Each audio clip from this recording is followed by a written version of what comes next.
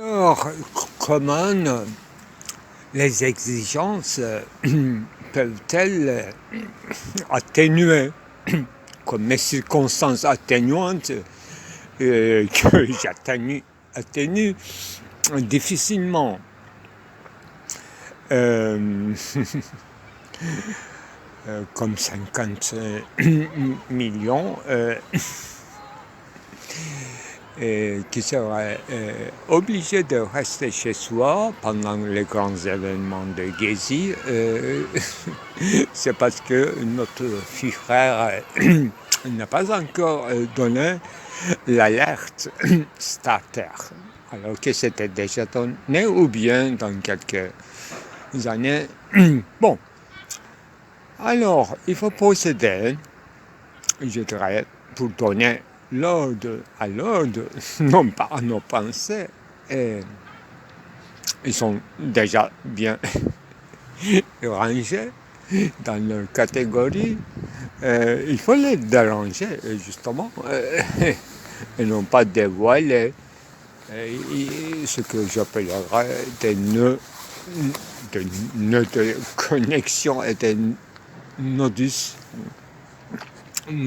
et des nervures. Alors, deuxième étape, je vais procéder par non pas aphorisme, citation, pêle-mêle un peu. C'est Gunesh qui me disait pendant notre quelques grandes conversations intenses, là où le sujet était arrivé aux aveux de la chair. Donc le posthume de Michel Foucault qui aura déçu ces amateurs de lecture. Et il m'a sorti une phrase extrêmement élaborée et réfléchie. Et vu qu'il était malade pendant la rédaction de cette œuvre, Histoire de la sexualité, et vu que les exigences qui est la sienne en ce qui concerne l'écriture, de ce qu'il comprend de l'écriture, c'est vrai qu'à cause de sa maladie, lui-même, il n'est pas satisfait de ce qu'il a écrit. Et c'est pour ça que cette publication est si retardée. À peu près. Il a dit ça très vite et d'une manière beaucoup plus raffinée et élégante que moi. Mais la plus importante partie de son discours, de sa phrase, c'est vu que les exigences qui sont les siennes en ce qui concerne sa conception d'écriture, il aura sous-estimé ce qu'il avait sorti comme un volume de l'histoire de la sexualité avec de la chair, dont la publication est retardée et à sa propre avis sûrement. Et finalement, c'est publié. Et on est mécontent. Pourquoi est-ce qu'on connaît plus de choses concernant l'histoire de la sexualité depuis que Foucault a arrêté d'écrire à cause d'une simple raison de perdre la vie? Ça, c'est fini comme citation. Donc, les exigences atténuées. Et en ce qui concerne mes exigences à moi, dans ma conception d'écriture, d'où vient cette conception, comment c'est conçu, comment c'est perçu, comment c'est élaboré ce concept, ça c'est une question qu'il faut s'enchaîner après cette incipit. Et comme troisième moment, je me rappelle assez souvent, mais j'oublie aussitôt, une phrase de moi-même qui devrait être dans le texte sanguin et dans le chapitre concernant Ortega y Gasset, dont le titre principal c'est le navire de Ortega. Sous-titre, ça peut être quelque chose d'autre que Husserl. Quand question ou concept de Ortega y Gasset et qui nous a enseigné au moins par un ami ouïghour pendant les cours quand même, cours de philosophie, bien sûr, dans l'université d'Istanbul, d'où vient cette question tremblante que Husserl en espagnol,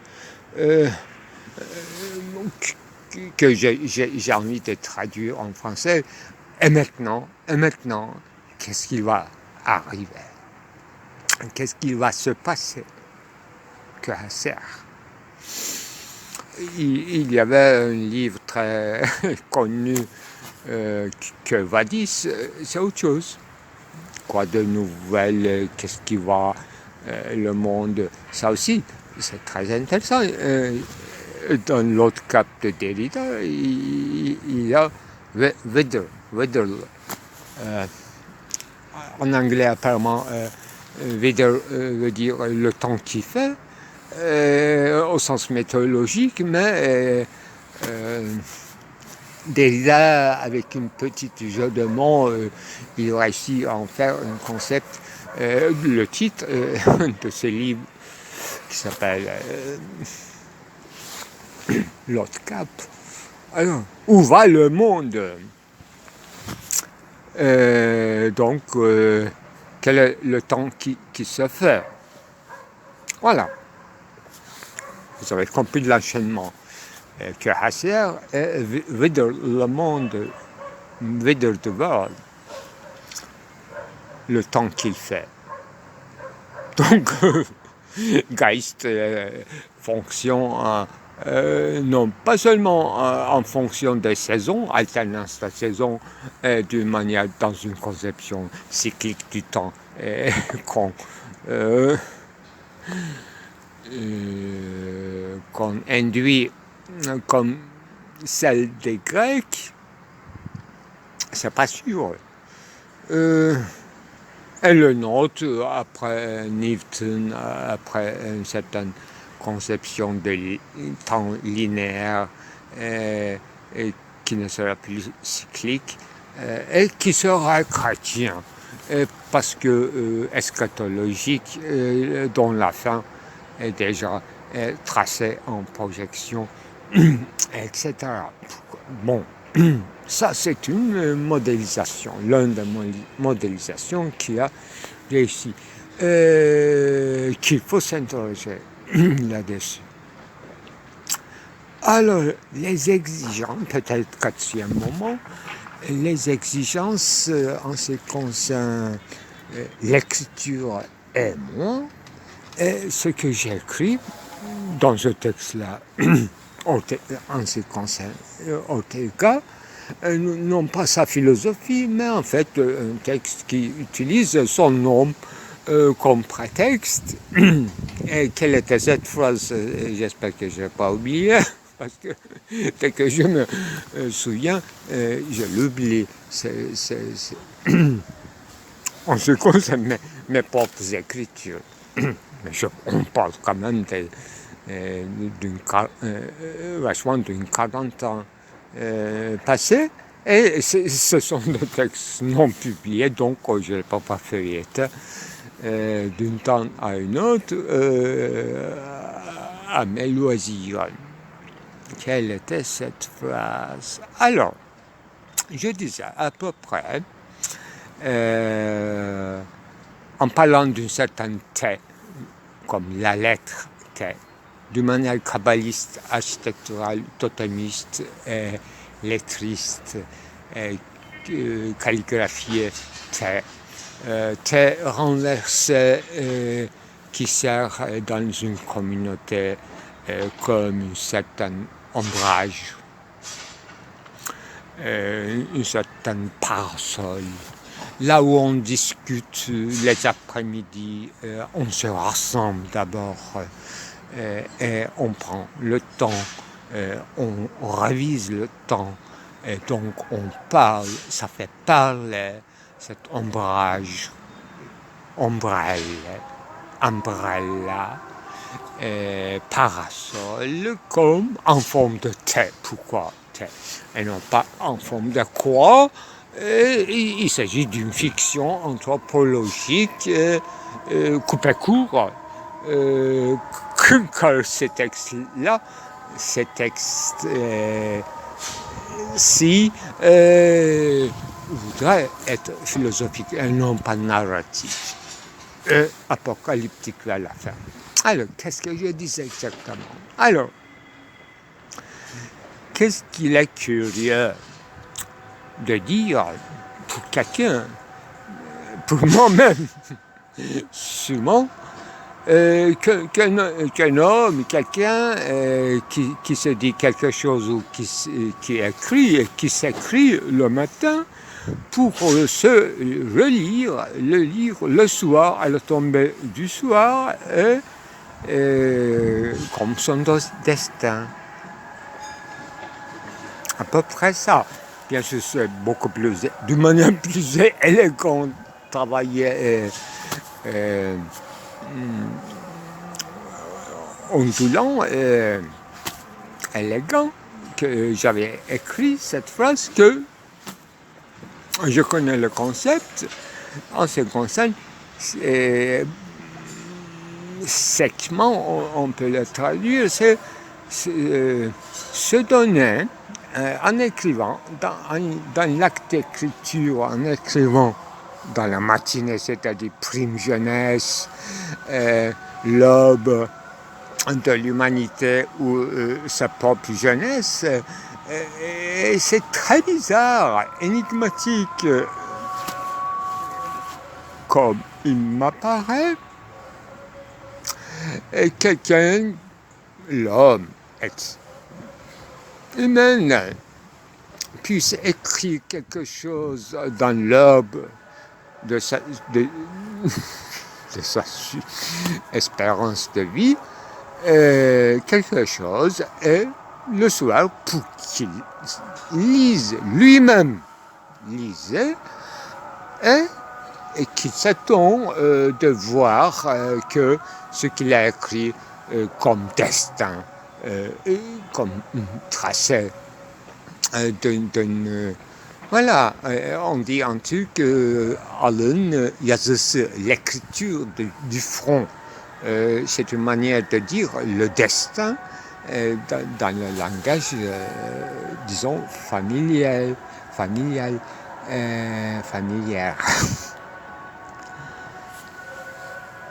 Ce qui est bizarre dans cette phrase, c'est justement le mot bizarre ou étrange ou bien énigmatique, peu importe. Comme c'est bizarre de voir quelqu'un s'étonner en lisant ce qu'il a écrit au début de la journée, dans le soir, s'étonner de soi-même. Donc, voilà. Et passons au cinquième moment. Donc, et je disais dans mes enregistrements que c'est bizarre que je deviens parfois une énigme, un secret pour moi-même. Ou bien dans une autre version, je disais que là, je me surprends. Là, effectivement, c'est tellement intéressant, quelque chose plein, intense, de vivre la vie ainsi, quand quelqu'un devient pour lui-même une surprise, une énigme. Voilà. pour ne pas dire miracle, je n'exagère pas, je ne veux pas exagérer, mais il y a une série qui s'ouvre, bizarre, étrange, un Heimlich, ce qui est Heimlich, c'est-à-dire ce qui m'appartient à moi, ce qui sort non pas de ma bouche. À l'époque, je ne parlais pas parce que je n'avais pas beaucoup d'amis. Jusqu'au moment où, jusqu'à 22 ans, là je parle, il en passe, et c'est à peu près dans la même époque quand même que j'ai trouvé quelqu'un à parler, que j'ai commencé à écrire dans les années, au début, juste les années 80, 81, 82. Mes débuts et les textes sans gouvernance du Domus Metinel, ça date quand même 82. Alors, qu'est-ce qu'il est bizarre, qu'est-ce qu'il est surprenant, c'est ça, mathématique, et qui se rejoint à ce que j'ai dit au début, circonstances. Comment j'ai atténué les circonstances. Ce qui voulait dire, ça devrait être 5e ou 6e moment. Comment j'atténue mes circonstances? Et qu'est-ce que ça veut dire quand je dis je m'acharne, je suis dans un acharnement de peindre, et cette fois-ci, non pas l'écriture, mais peindre. Vous savez, j'avais commencé à une série d'écritures en français dont fait je fais des lectures dans mes films. Et là, il y avait une règle, une seule page. Pas nécessairement tous les jours, mais une seule page, plein, en français. Et c'est dans la continuation en ce qui concerne la clé. Non pas des rêves, mais la clé au sens musical, la clé, tonalité, Tonspiel, dans la lignée de mes morales, que j'appelle morales.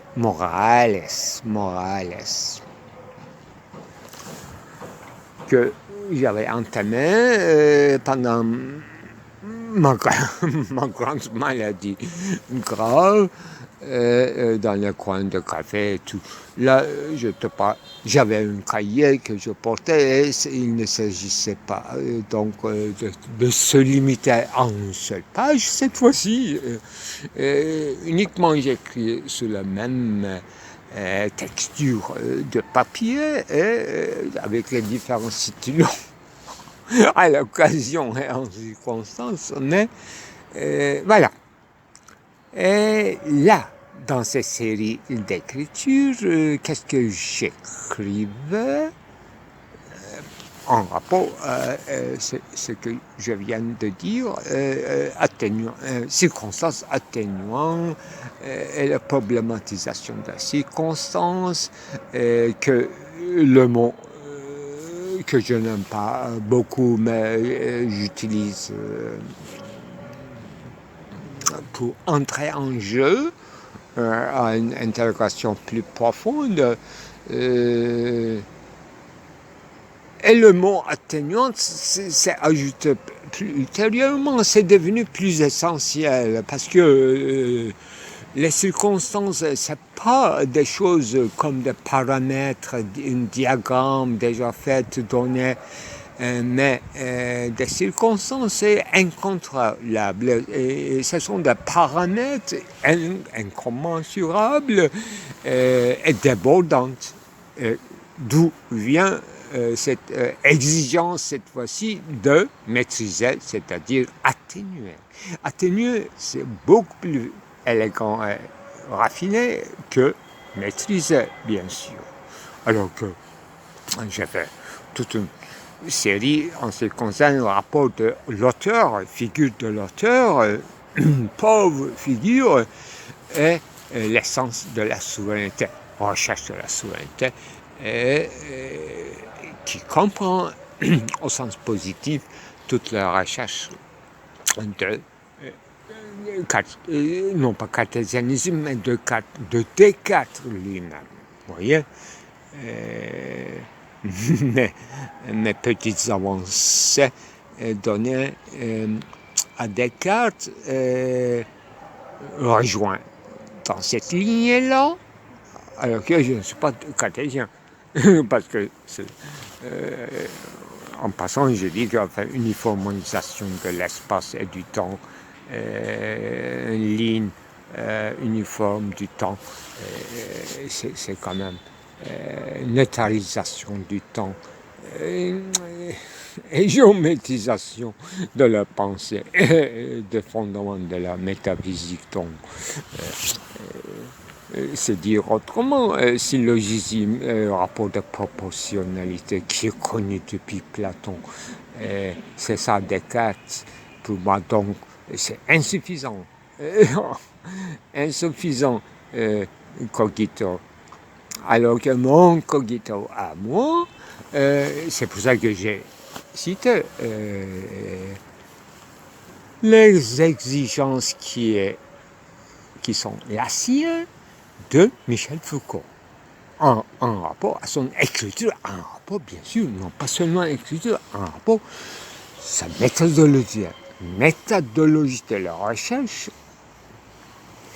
reconstituer son envie et sa force de reconstituer les circonstances justement quand il avait écrit Histoire de la folie ou bien Naissance du clinique et Histoire de la sexualité.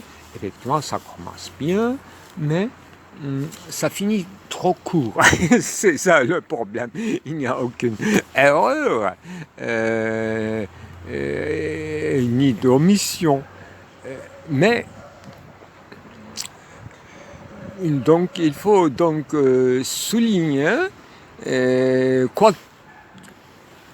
comme une conclusion, quoi que ce soit vos exigences, votre cœur, vous apportez votre cœur, votre santé, votre limite, votre rythme de vie, de viscérale, votre santé tout simplement. Vous donnez votre santé en écrivant, en cherchant, en faisant une recherche. Vous voyez, c'est conclu maintenant.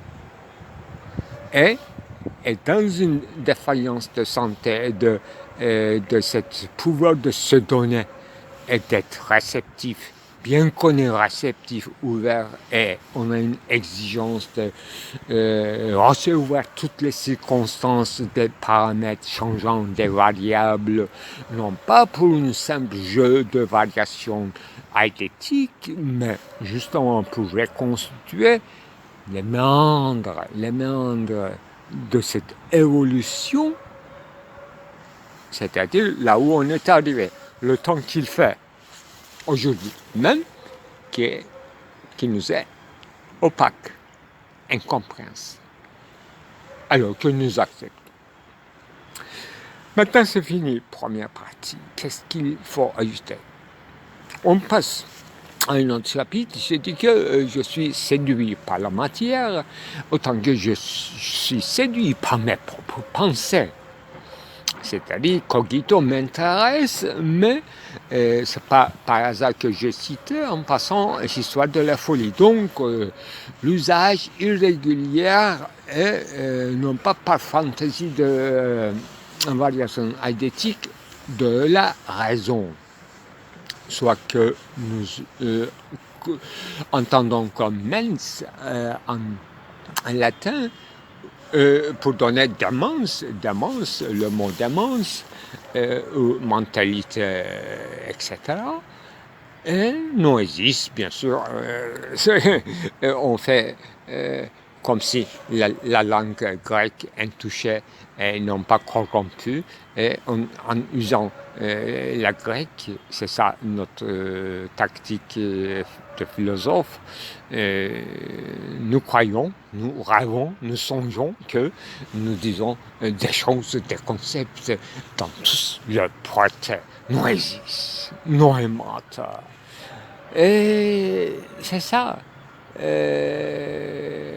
Pour l'instant, il n'y a pas d'autre solution que de retourner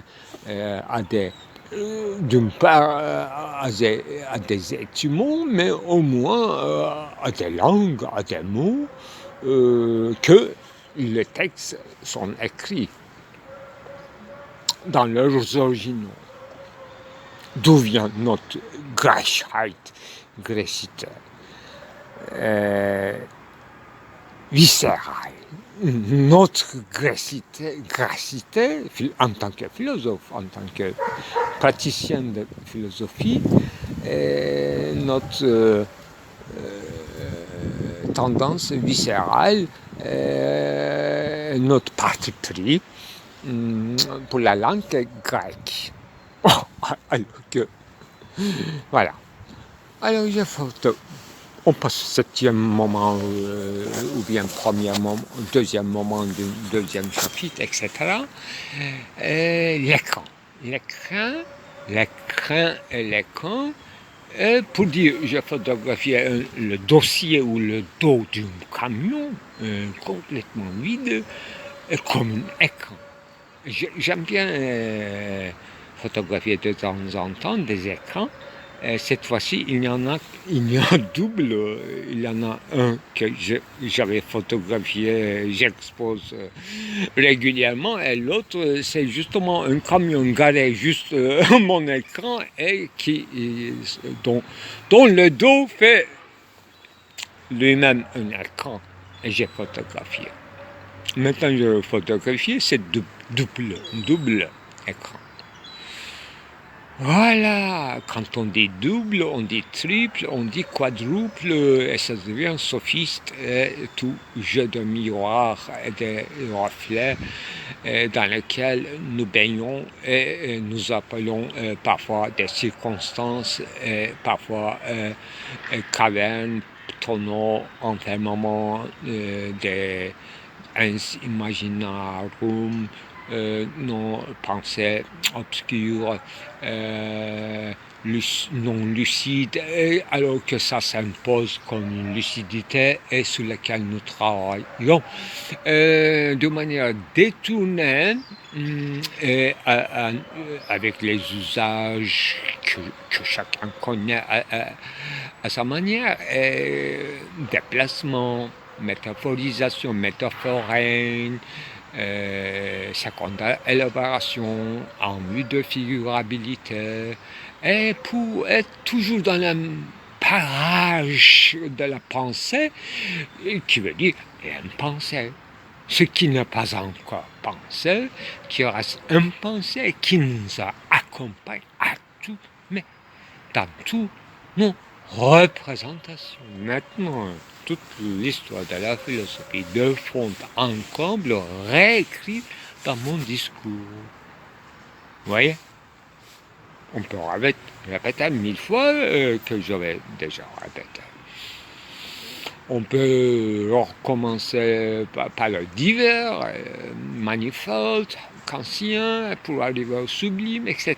Et syncope du discours, c'est-à-dire un sublime au moment négatif, revenir à cette question de attraction et répulsion, et pour dire quelque chose et pour comprendre quelque chose, à la fois de la réceptivité en arménien, que recevoir, déjà donner, et ce qui est en train de donner, et ce qu'on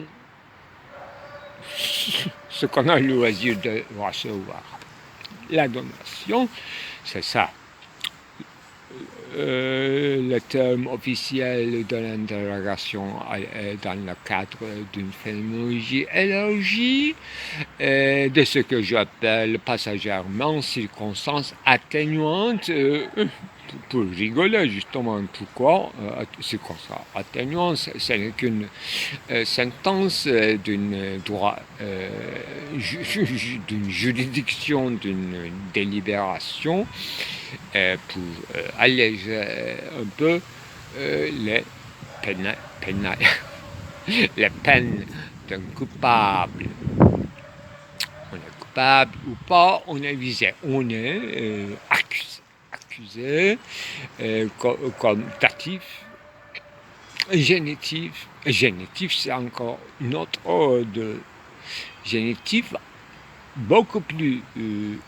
C'est heureusement Jacques Derrida qui a insisté sur ce point de génitif grammaire, en grammaire.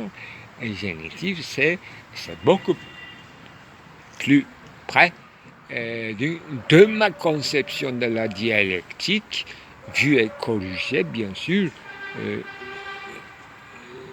à partir de Hegel par Georges Bataille.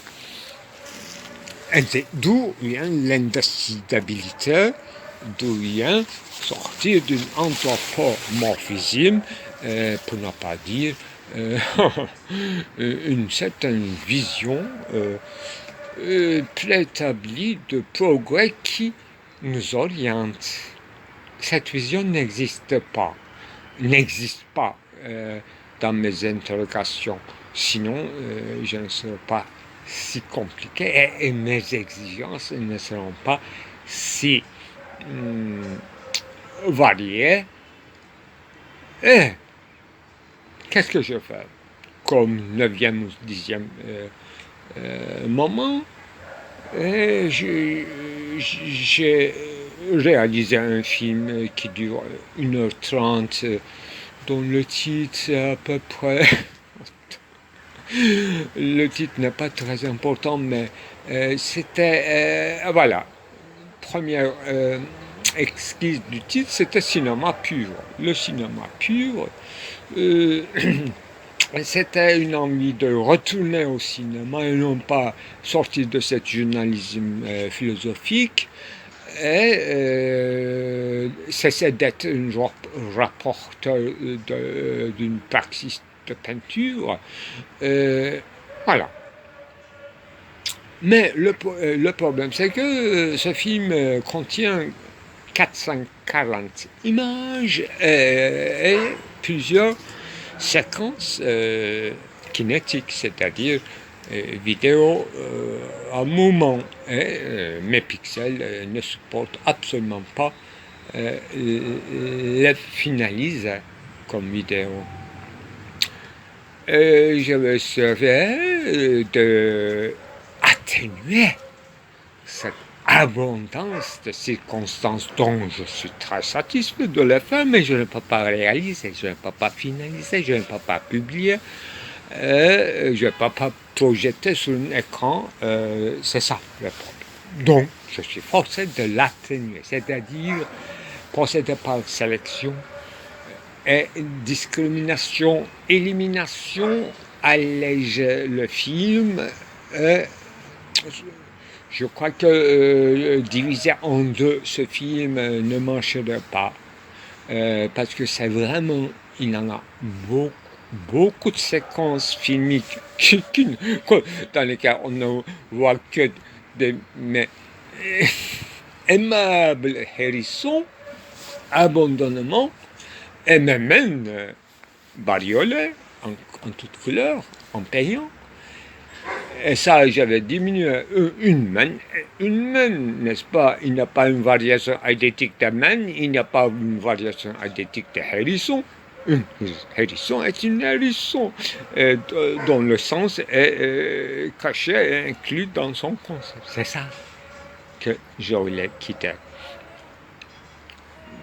En commençant à ce interminable enregistrement qui valent pour moi la pensée non philosophique. Voilà. J'espère que je peux bien comprendre pourquoi je suis trop long, alors que, comme disait Jacques Derrida, alors que j'ai très peu de choses à dire. C'est pour ça que je suis trop long, trop long, trop long, trop long, alors qu'il n'y a presque rien à dire qui soit conséquent, qu'on ne pas conséquent, qu'on puisse répéter à la sortie du cinéma et qu'on peut échanger. Là, chacun à sa réceptivité aura quand même une séquence, une petite fétiche d'un film, d'une phrase, d'une phrasée. On va trouver beaucoup d'occasions dans ce que j'ai écrit et dans ce que j'ai filmé. Beaucoup d'occasions pour bavardage. Mais jamais on n'accédera pas ni au sens véritable de cette praxis.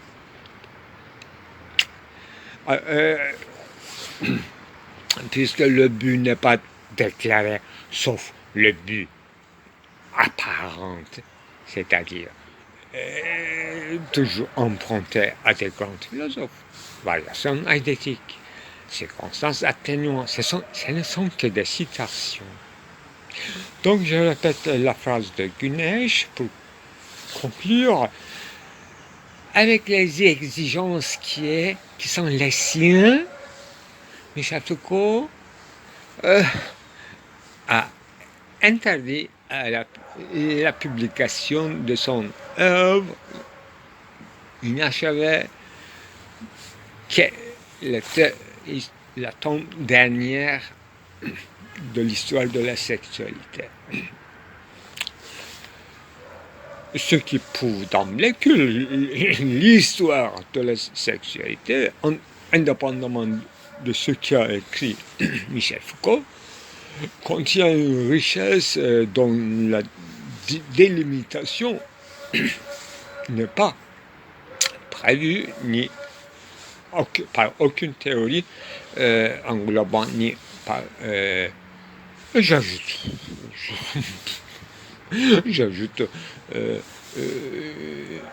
quelques mots de Jacques Derrida comme une réponse ironique à ceux qui cherchent dans l'œuvre de Heidegger, avec les moyens qui sont les nôtres, c'est-à-dire informatique, textuel, dans l'œuvre, ceux qui cherchent dans l'œuvre de Heidegger le mot ou la thématique de sexe ou sexualité, ils seront déçus parce qu'il n'y a aucun mot qui renvoie explicitement à cette thématique. Et là, Derrida rigolait en écrivant au moins 4 grands articles dispersés de manière énigmatique qui s'appellent Geschlecht 1, Geschlecht 2, Geschlecht 3, Geschlecht 4 et un mot allemand avec sa polysémie extraordinaire dont j'ai travaillé, surtout à travers avec les analyses, bien sûr venant de Derrida et quelques-uns d'autres comme Gassien. Hein? Dites-moi, l'autre juge. Bon, je conclue ma phrase. Donc, ils s'amusaient, des gens qui seront déçus à la fin de leur recherche succincte avec les moyens informatiques dans l'œuvre de Heidegger, le mot ou la thématique de sexe ou sexualité, parce qu'ils ne savent tout simplement ni lire les textes de Heidegger, ni en mesure de les comprendre. Et on m'accuse d'être ironique,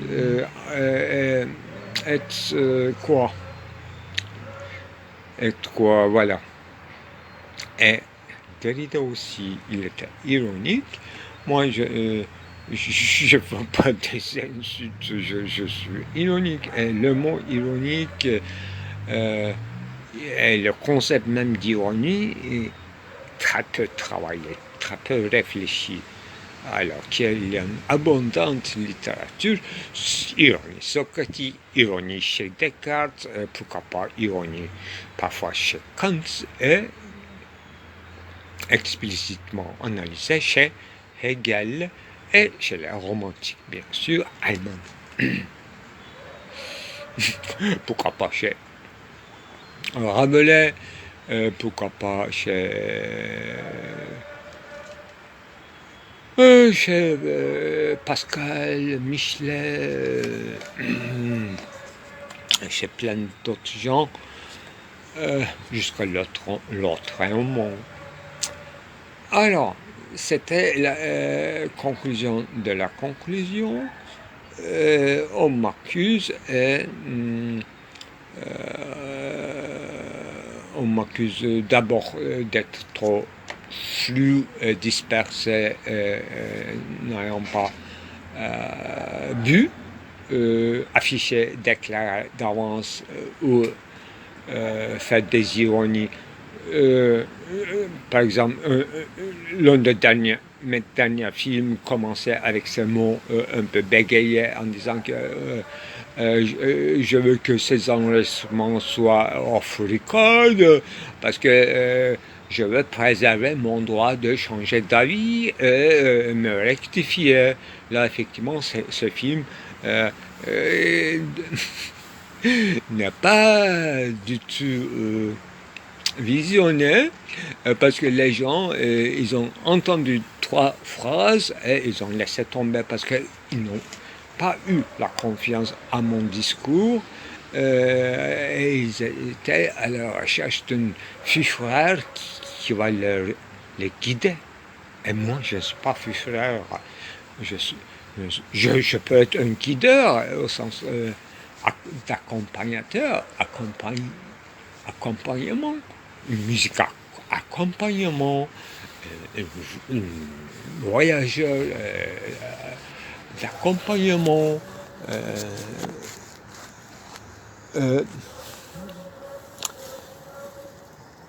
Je vais ajouter, non pas maintenant, plus tard, et j'ai dit simplement pour que je n'oublie pas, j'ai écrit aussi un film, enfin, si je fais un film que je n'ai pas publié, il faut retravailler, essayer de procéder par soustraction, donc être encore plus violent, impitoyable dans l'atténuation des circonstances, donc castrer carrément ce film, mais en parallèle, j'ai pour laisser mes intérêts avec ce film, pour me reposer un peu l'esprit, parce que je suis quand même frustré. Après 30 ans de travail, je n'arrive pas à finaliser une vidéo importante, intitulée d'abord Cinéma pur, et puis changer ensuite le titre. J'ai écrit un texte. Au bout de la nuit ou vers le matin, ça aussi c'est très ironique parce que j'ai produit, justement, Michel Foucault, comme il était archiviste, et ces circonstances n'étaient que des documents écrits, et le mien c'est aussi le monument. J'ai produit un faux document. Ça. Et dont l'intitulé Édit d'art, comme édité Nantes, etc. Un édit d'art. J'aurais pu, ce n'est pas très convaincant, mais j'aurais pu produire un autre texte, un document, un faux document, produire un faux document qui s'intitulait Édit d'amour. Là, c'est très difficile. En français, c'est très difficile parce que c'est pas convaincant. Édit d'art, c'est convaincant parce que tout le monde plus ou moins platonicien, et tout le monde comprendra le sens véritable de mon ironie en produisant un faux document pour éclaircir la chose. Effectivement, j'avais dans la tête la figure de Savonarola que j'ai appris. L'existence pratique à partir des cours de copains de mon prof, mon directeur de thèse au René Chéral, Guy Hockingen, qui travaillait sur Savonarola. Et donc, mon édit d'art aura pu être signé par Savonarola. Un point. Au revoir. Alors, c'est déclarer ou s'affranchir en disant que j'ai produit, c'est-à-dire j'ai écrit un faux document et dont le titre est dit d'art. Donc, je ne suis pas un génie, selon la définition kantienne. Là où la nature au sens large, à travers le génie, donne des nouvelles règles à l'art. Réglementation en ce qui concerne l'art, l'usage et l'acquisition des œuvres d'art dans notre cité. C'est ça, un édit écrit par un souverain, non pas pontife, mais mondaine. Une soirée mondaine, je me rappelle bien parce que j'ai corrigé ce matin mon texte, je n'arrive pas à trouver le prétexte de le publier, mais j'ai publié aveuglement dans mon blogspot tout ce que j'ai écrit comme document faux vrai. Voilà. C'est pas un alibi ou bien un certain blanchissement d'argent au sens monétaire effigie exergue, c'est-à-dire valeur, usage de valeur, quelque valeur, s'il y en a, ce texte-ci, dans lequel, ou autour de quel conforme dédit, j'ai fait une ironie. Pourquoi? Pour éclaircir. Toujours éclaircissement, mettre mot de la méthodologie phénoménologique. Comme je ne suis pas une... entre guillemets, je vais citer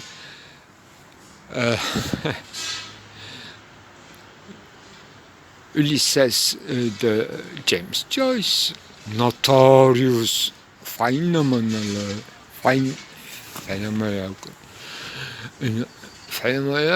notoire. Je ne connais pas véritable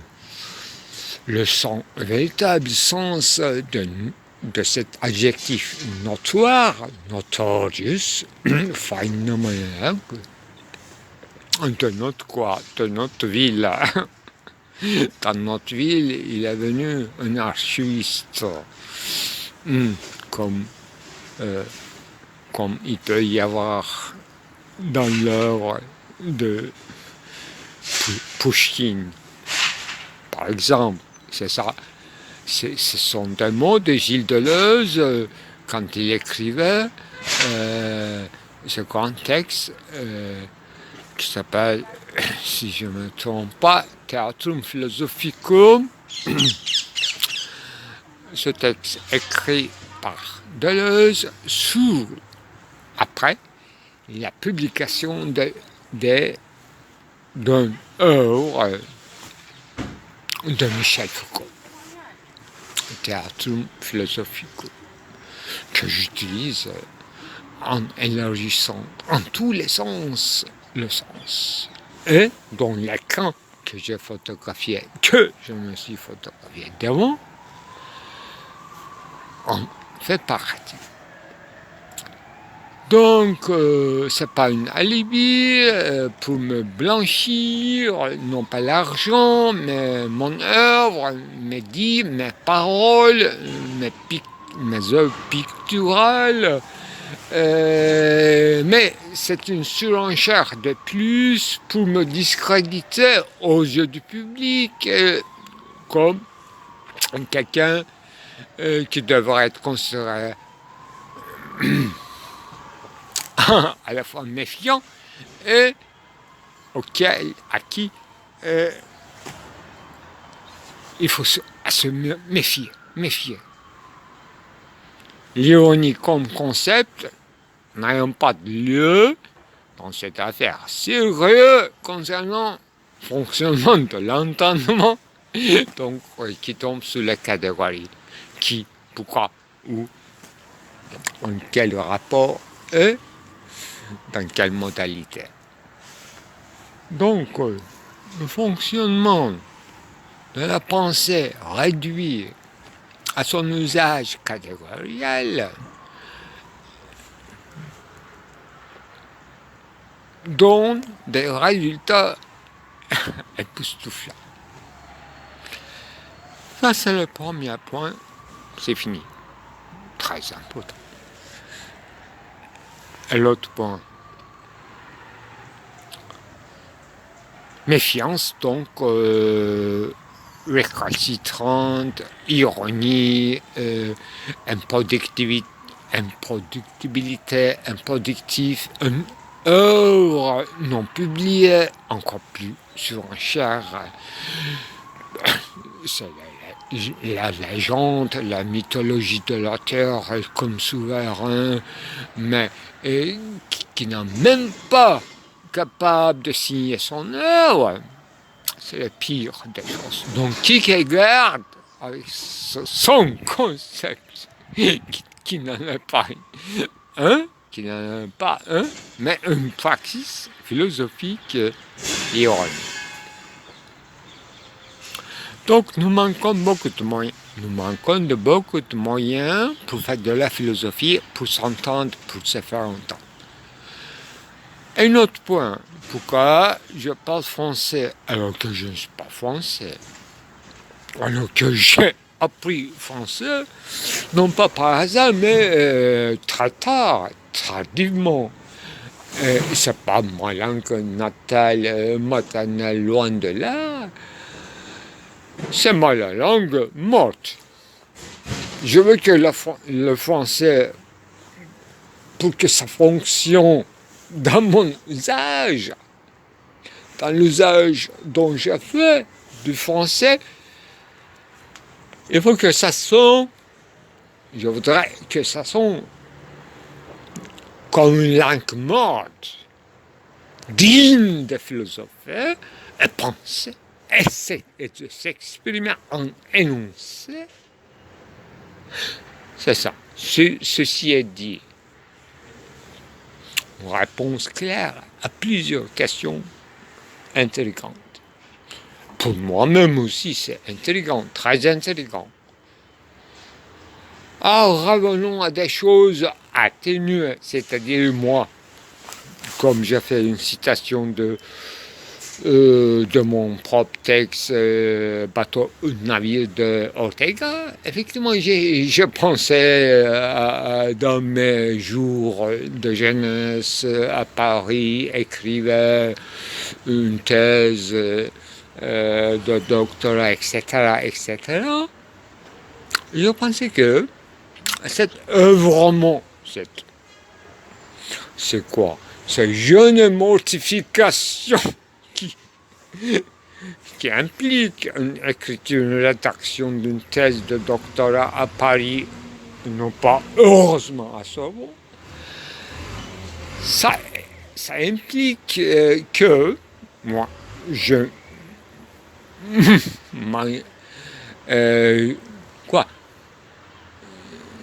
me plaisais à me dire que si tu te sacrifies, si tu sacrifies ta jeunesse à Paris, à ce genre de travaux, tu auras une grande récompense dans tes jours de vieillesse, quoi que tu sois, sur terre, autant que tu seras en vie. Là, voilà. Et c'est un mot auto...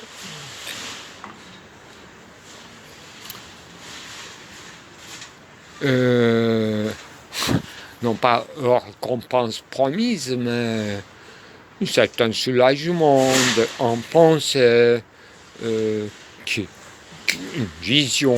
Voilà une vision. Voilà la fin. La fin. Non pas peut-être ultime, mais la fin intermédiaire de l'architecture, d'entrer dans un processus de praxis au sens de Alain Badiou, un grand processus qui inclut les moments hauts et bas et une certaine façade donnée comme apparence, comme ironie ou comme essai, comme un moment de cas de figure notorious phénomène, n'est-ce pas? Donc, la pensée doit citer pour être compréhensible, mais le problème c'est que du côté de la réceptivité de cette œuvre ouverte, alors que tu te fermais obéissant à des règles de la finitude, donc ça tombe, qui donne le résultat de la phénomène de bassesse et de quiproquo, d'emblée exclu de bien-être, de quoi les visées historiques de la vie philosophique, bios theoreticus, auxquels nous ne sommes pas trop inclins. Personne n'est inclin. Alors que toute trame, toute angoisse, toute inquiétude, toute débâcle profonde, ce n'est qu'une vague citation de paroles de Heidegger dans son œuvre existentialiste qu'on appelle l'être et le temps. Voilà.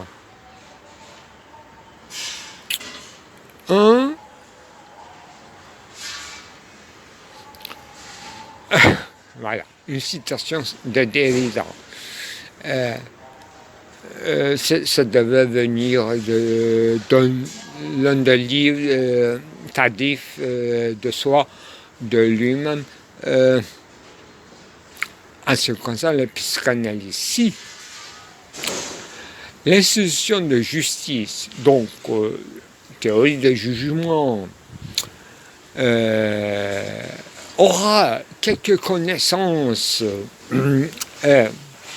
sérieusement impliquées dans les concepts psychanalytiques, dans ce qui arrive dans l'événement qu'on appelle analyse, avec tous les mots, mi-mots, mi-concepts,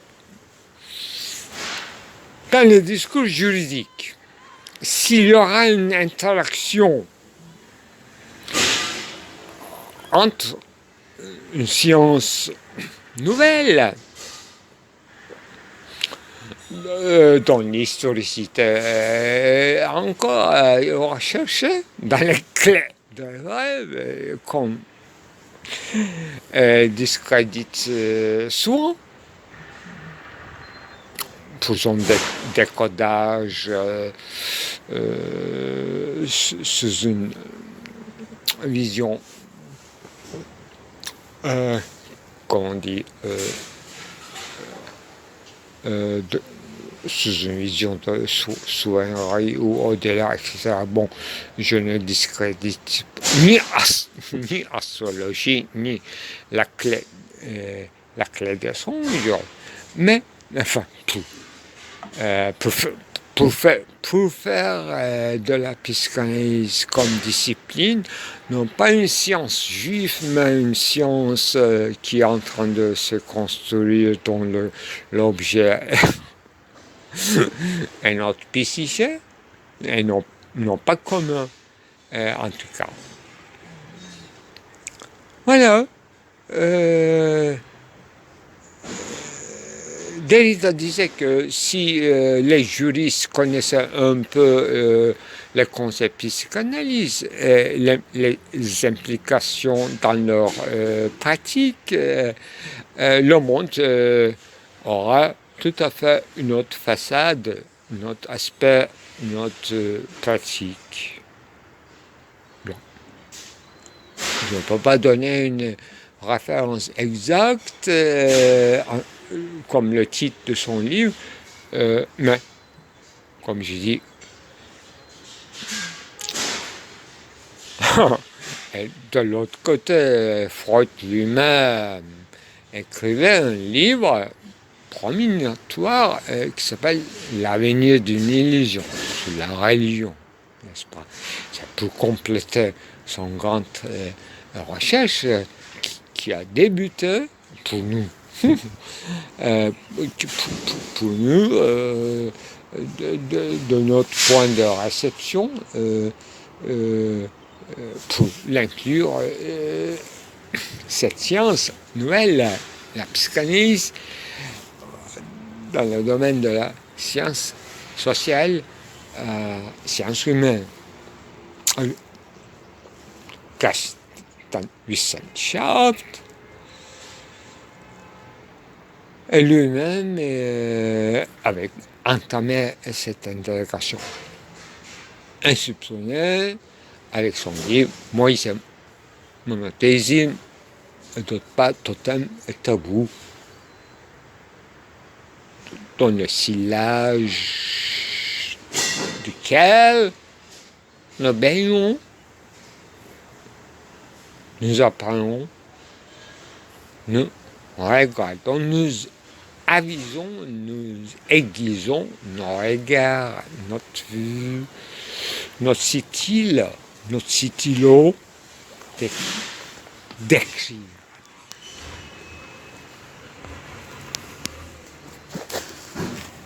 Voilà, on pensait à une époque de cahiers de cinéma, la revue française, cinéma comme écriture, avec référence abondante à Disgavelto. Et moi, qu'est-ce que je fais autre que d'être un continuateur, un successeur de Disgavelto qui avait commencé à sa carrière sans savoir ce que c'est le cinéma avec l'enregistrement sonore. La sonorité de l'atmosphère, d'abord. Maintenant, ce que je comprends de l'œuvre, au moins, Ulysses et Finnegansweg de James Joyce. Impensable, impossible de penser au-delà de l'invention de la gramophone, comme le livre de Derrida, le livre unique sur James Joyce, Ulysse Gramophone, nous suggère, l'indique. La faute de Derrida, c'est être très, non pas long, mais très concis. C'est concis. C'est concis et concis. Je n'ai plus force à me rire, alors que je faisais beaucoup de fou rire en sortant ces phrases qui sont des perles quand même. Moins on en rit, moins on suit le charme de l'ironie qu'en vrai, alors que le monde devient de plus en plus irréel, et ce qui est sauvegardé dans cette histoire dont la sexualité ne fait pas partie, mais comme tierce exclue, de duplicité de quoi exclue en question. C'est leur mariage philosophique.